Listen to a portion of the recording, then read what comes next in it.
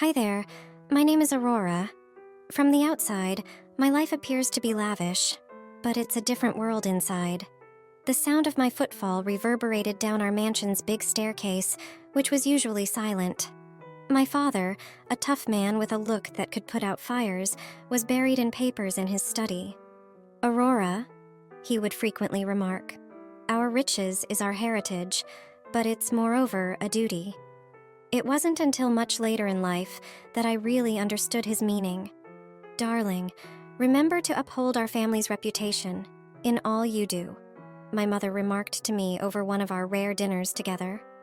She was the more subdued presence in our house, but her impeccable style made her friendliness feel far. 5 years my senior, my sister was the polar opposite of me. She fought against the gilded cage into which we were born, and I recall overhearing her acrimonious disputes with our parents. "You can't control my life forever," she would yell, her voice despair mixed with wrath. "I can't remain here anymore, Aurora. It's suffocating," she admitted, her eyes red with tears, when I discovered her packing her things one evening. I stood there, speechless, and part of me envied her bravery for escaping. "Why don't you accompany me?" she inquired abruptly. Even though my life was comfortable, it held me back. I can't," I said, as I paused, conflicted. "I hope one day you'll see beyond these boundaries," she added as she turned to go, her eyes displaying a mixture of understanding and disappointment. The home felt even more of a golden cage when she departed. My parents were more indulgent with me, but it was a fake gesture, more motivated by shame than love, maybe as a result of their own conduct. My life was pleasant, sure, but at what cost? I learned to wear a mask of contentment as I grew up in that stillness, but deep down, I knew I was merely evading the chains my sister battled so hard against. I recall hearing our parents' disputes with my sister Elise reverberate through the hallways while I watched her from the top of the stairs. She was always a wild, ferocious storm that clashed with the inflexible world our parents created. Elise's voice cut through the quiet of the evening like a razor. "You can't control my life forever," Dad said. "Our house, our rules," in a solid, unshakable voice that sounded like a rock against turbulent waters. Mom said, "We only want what's best for you, darling," as I slipped closer without being seen. "What's best for me, or what's best for your reputation?" Elise mocked. I winced. I could never say what Elise ventured to say. "You're acting unreasonable, Elise." Mom's tone was a mixture of worry and annoyance. "We're just trying to protect you from making mistakes." Elise snapped back, her defiant eyes flashing. "Mistakes? You mean like having my own opinions?" I bit my lip as I experienced a tinge of worry at the penalties she would face, mixed with respect for her bravery. His voice rose. "You're not seeing the bigger picture. It's not just about you, it's about our family's legacy." "Legacy? Is that what you call this gilded cage?" Elise said with a sad laugh. Her eyes were reflecting a battle I felt, but never had the courage to talk about. And I could see it. Elise was the one that stood out and rebelled. I was the good daughter, the silent observer who was too scared to upset the status quo. Elise's voice cracked a little as she replied, "Maybe I don't want your legacy." A thick stillness descended, full with unsaid words and boiling anger. Though I could see the pain in their eyes, our parents' jaws were set in a determined way. They refused to move. Elise finally turned to face me, and we exchanged a brief look. She was asking for help in a quiet way, and I wasn't bold enough to respond. The door slammed behind her like a last period after a furious dispute, and she rushed out. I stood there feeling empty and hollow. I could feel the distance between us widening at that very instant. Elisa pursued independence, a route I was too afraid to go, and I knew that I was really alone in this house of rigid rules and icy loves as I heard my parents' heavy footsteps leave. I always knew I was different. I learned early on how to achieve my goals, since I grew up in a home that reverberated with the quiet of wealth. I had become an expert manipulator by the time I was 15, and I used this skill with a brutal accuracy in the classroom. I can still clearly recall one specific day as though it were a scar. I was watching the corridor fill with kids while resting against my locker. A girl from my class named Jenna stepped forward nervously. She responded without raising her voice above a whisper. "Hey, Aurora." I arched an eyebrow as I looked at her disheveled hair and worn-out clothing. "What do you want, Jenna?" Grasping a notepad close to her breast, she twitched. I was wondering if I could borrow your notes from yesterday's biology class. I missed it because of my mom's appointment at the clinic. The clinic run by my mother. I grinned. Oh, Jenna, always playing the sympathy card. You know, not everyone has to resort to such pathetic tactics. Her cheeks turned crimson. I just need help. I sneered and called out to the kids close. Help? Or an easy way out? Listen, Jenna, the world isn't a charity. You need to learn that. We were interrupted by a voice. "Hey, Aurora, let her go," said classmate Mark. "It's just notes." I looked up at him, my eyes icy. "And what's it to you, Mark? Planning to be her knight in shining armor?" He refused to back down. "It's called being decent. You should try it sometime." I chuckled, a tone full of contempt. Decency is for those who can't afford to be anything else. Remember that. With her eyes full of unshed tears, Jenna glanced at me and quickly turned away. Mark shot me a sidelong glance and followed her. I experienced an odd ache in my chest while I was alone myself. It was something unpleasant, not remorse, since I didn't do regret. I dismissed it and went to class prepared to continue ruling without opposition. I shook my head, though, as I continued to walk as my sister's words continued to play in my thoughts. One day, Aurora, you'll see. Life isn't just about taking, it's about what you give back. If there was anything weak about me, it was weak, and they were words for the weak. Following high school, I attended college. College life was nothing what I expected. I recall my typical arrogance blending with a newfound sensation of freedom as I strolled around the campus. However, no one gave a damn about my background or identity here. I was sitting in the cafeteria one afternoon when I heard a discussion taking on at the adjacent table. "It's not about where you start, it's where you end up," a girl with eager, sparkling eyes was saying to her pals. Her remarks touched a nerve in me. Weeks passed, and I could no longer help but be pulled to Nicole. She was kind, understanding, and truly liked. Everything I wasn't. When I worked up the guts to approach her one day, I tried to seem casual as I responded, "Hey, Nicole, right?" With a glint of astonishment in her eyes, she looked up. "Yeah, that's me. And you're Aurora, aren't you?" I nodded, suddenly uneasy. I've been thinking about what you said the other day, about starting points and endings." Nicole grinned, her smile pleasant and genuine. "It's true, you know. We all have the power to change, to grow." After a moment of hesitation, I said, "I'm starting to realize that I've hurt people in the past, and I've not always been the nicest person." Her face became more composed. "Acknowledging that is the first step, Aurora. What matters is what you do next." Despite the simplicity of her remarks, they had the power of a revelation to me. I had never had a meaningful discussion in college, and it changed the way I was. I observed Nicole ever since, taking note of her generosity. I began to doubt my behaviors and attitudes. Once disregarded, the sounds of my sister's hardships suddenly struck a chord with me. I came to the realization that, although it was never my intention, I had become a reflection of my parents' coldness. That was the year I started to change. At first, it was subtle, a nice word here, a modest deed there.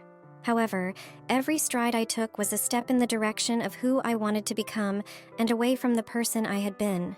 My time in college taught me not only academic subjects, but also life lessons, empathy, and the ability to effect change. I met Lucas at this time of reflection and development, and we started a relationship that offered stability but lacked the emotional depth I was starting to realize I needed. Lucas and I met at a college event. Although he lacked remarkable good looks, there was something fascinating about him. Our discourse was easy to follow. As he sipped his drink, he said, "So, Aurora, what brings you to this event? Informally. I rolled my eyes and said, I'm here more out of obligation than interest. And you? I'm pursuing my studies to become a dentist. He grinned. It's a family tradition. Our conversations increased in frequency. We would get together at the cafe and talk about everything from our goals to the routine of student life. I was always captivated by his idea of starting a dental practice, but I often questioned whether it was driven more by greed than by passion. Lucas turned to face me one evening as we were sitting in our preferred Café Nuke. He had a serious sparkle in his eyes. Aurora, I've been thinking, he said. We're both ambitious and understand each other's world. What if we consider a future together? I wavered. Though it wasn't the love tale I had in mind, there was something appropriate about the concept. Lucas, are you suggesting... He grasped my hand by reaching across the table. Yes, a partnership. We both benefit. We both get what we want. It's practical. I took a time to consider it. Okay, Lucas, let's get this done, I said, with an odd sense of serenity. There was no lavish ceremony. The wedding was modest. Lucas had said, I don't have time for any fun. At home, in front of just a handful of close friends, we signed the paperwork. Our shared life was cozy. My parents gave us a lovely apartment that we moved into.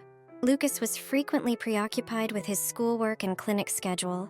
The peaceful routine was comforting, but sometimes I questioned whether this was true contentment. Our marriage lacked the warmth I seen in other marriages, I quickly discovered. But it was steady, and I had learned to cherish stability above everything else. Lucas was a decent, if not very passionate, companion. He would frequently ask, We make a great team, don't we?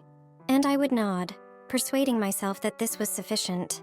In my heart, though, I couldn't help but wonder whether life had more to offer than this cozy arrangement. As Lucas and I negotiated our marriage, which was more about practicality than passion, we welcomed the arrival of our twin sons, who brought with them a new level of responsibility and complexity. I would frequently find myself watching the twins sleep through the nursery window. Their contented expressions stood in sharp contrast to the turbulence within me. My life with Lucas had become predictable and comfortable, but emotionally devoid. Lucas came in one evening when I was preparing supper, his face buried in his phone. I said, expecting to get a response, Lucas, could you set the table? He looked up and gave an inattentive nod. Sure, Aurora. I tried to break through the stillness that had become our dinner companion as we sat down to eat. How was your day? As usual, busy, he said, his eyes fixed on his phone. Got a new project at the clinic. It's going to be a hectic few weeks. I let out a silent sigh. These tedium exchanges had become all that was left of our chats. That's great. Maybe we can talk about it later? He glanced up, a fleeting hint of something. Maybe annoyance? He crossed his face. Sure, we can. But honestly, it's just regular work stuff. Nothing interesting. I nodded, the old pang of disappointment still present. The remainder of the dinner was consumed silently. When I laid in bed later that night, Lucas's side was still chilly and vacant. From his study, I heard the quiet ticks of his keyboard. Working into the night had been his nightly practice. I turned over and tried to remember when we'd really talked about something other than the kids or his job. It felt like a bygone era. I gripped Lucas's arm the next morning as he quickly kissed the twins farewell. Lucas, we need to talk. We're drifting apart. A scowl creased his face as he stopped. Aurora, I'm late for a meeting. Can we discuss this later? I let go of his arm and felt a wave of annoyance. I said, yes, later, as I saw him bolt out the door. I couldn't get rid of the sensation that something was missing, even though I was in the peaceful home surrounded by the possessions of a life I had once imagined. Instead of the love and passion that belonged within these walls, there was a comfortable but meaningless existence. That was when it dawned on me that our marriage was like a nicely packaged present that had no contents. Sure, it's cozy, but it's really disappointing. The toughest thing was that I wasn't positive whether Lucas shared my feelings. The regularity of raising twins and upholding an apparently ideal home caused the fissures in my marriage to widen, exposing the emptiness at the center of our union.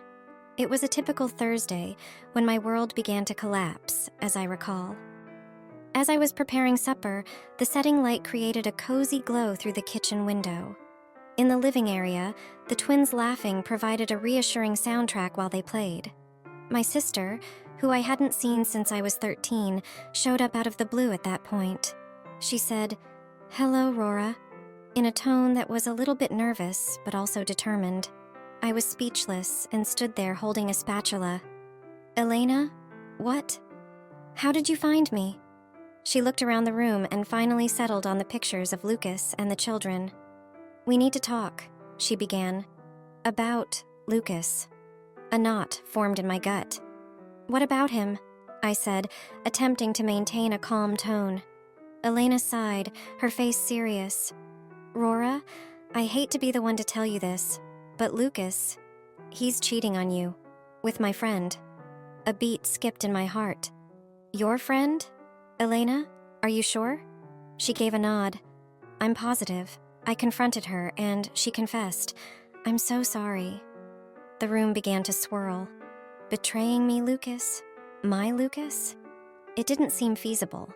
Nevertheless, I could tell she was telling the truth by the way she looked at me. I said, I don't know what to say. Experiencing an odd feeling of disassociation. The truth of his treachery was too much to absorb. Elena reached out and touched my hand with consolation. "I know this is hard to hear, but you deserve better, Rora. You need to confront him." With a slow nod, my mind racing. "I will. I need to know why." Lucas arrived home late the next day, as usual. In the living room, with the children fast sleeping, I waited for him. I knew I had to face him as soon as he entered. "Lucas, we really need to talk," I remarked, sounding more serious than I actually felt.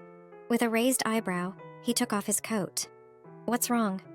"It concerns us and you," I went on, attempting to maintain my calm. "I know about the affair." Lucas froze, astonishment turning to defiance in his expression. "What affair? Rora, you're being paranoid." "Don't lie to me, Lucas. My sister told me everything. You're cheating on me with her friend." He was silent for a time before letting out a sigh. "Rora, Save it, Lucas. I just want to know one thing. Why?" He averted his gaze and spoke in a hushed tone. "I don't know, Rora. I felt trapped. We got married so young and..." With a hurting heart, I cut him off. "So, you decided to betray me? Betray our family?" He remained silent, and in that moment, I discovered mine. At that moment, I understood that the guy I married and the life I believed we led were both facades, and underneath, it was nothing but nothingness. "I feel like you ought to go," I said. Lucas gave a nod, his gaze avoiding me. "I'll stay at a hotel tonight." I sat alone as he went, the realization of the reality beginning to weigh heavily. Not only was my marriage ended, but I also felt like I had been betrayed more deeply than simply Lucas. It was a betrayal of every goal and dream I had ever had. I realized at that moment that my life would never be the same. The delusion of our marriage was destroyed when it became clear that Lucas had cheated on me, sending me into a tornado of sorrow and betrayal. More emotional upheaval strengthened my desire for vengeance, so I used my family's riches and power to meticulously prepare and execute a deliberate and strategic retaliation against Lucas. In a dimly lit cafe, I sat across from the private investigator, tapping anxiously on the table. My voice was hardly audibly above a whisper as I inquired, "So, what do you have for me?" He passed a folder over the surface. "Everything you need is in here." Lucas wasn't careful. His affair, the sham marriage, it's all documented. My pulse was pounding as I opened the folder and skimmed the documents. I couldn't have asked for more. I said, This is perfect." A part of me felt bad about what I was going to do, even as I plotted my next move. But then my resolve hardened as I thought of Lucas's treachery. I faced Lucas at home a few days later. I held out the folder and said, "We need to talk." With a non-readable expression, he turned to face me. "About what, Aurora?" "About this," I said, tossing the papers onto the desk. "I know everything. The affair, the fake marriage. How could you?" Lucas's complexion became white. "Aurora, I can explain." "I'm not interested in your justifications," I interrupted. "I want a divorce, and I'm taking the kids." Lucas's eyes narrowed. "You won't win, Aurora. I'll fight you on this."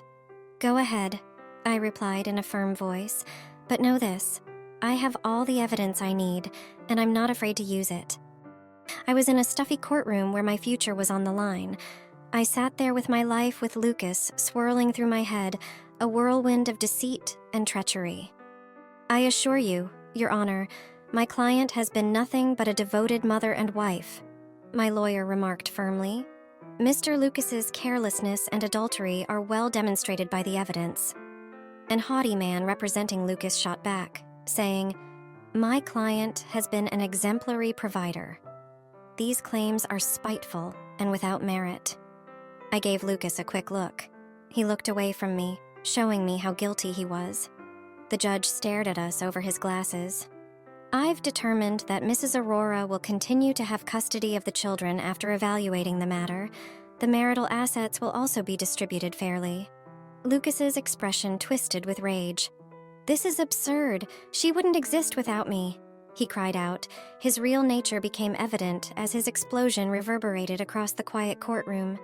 I had a combination of emotions as we down the courthouse steps outside, relief and melancholy.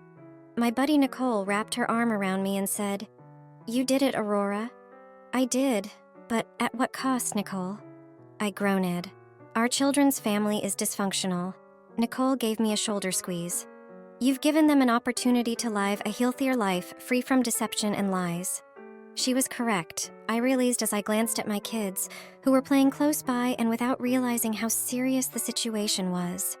This was the start of a brand new chapter in which love and honesty would triumph.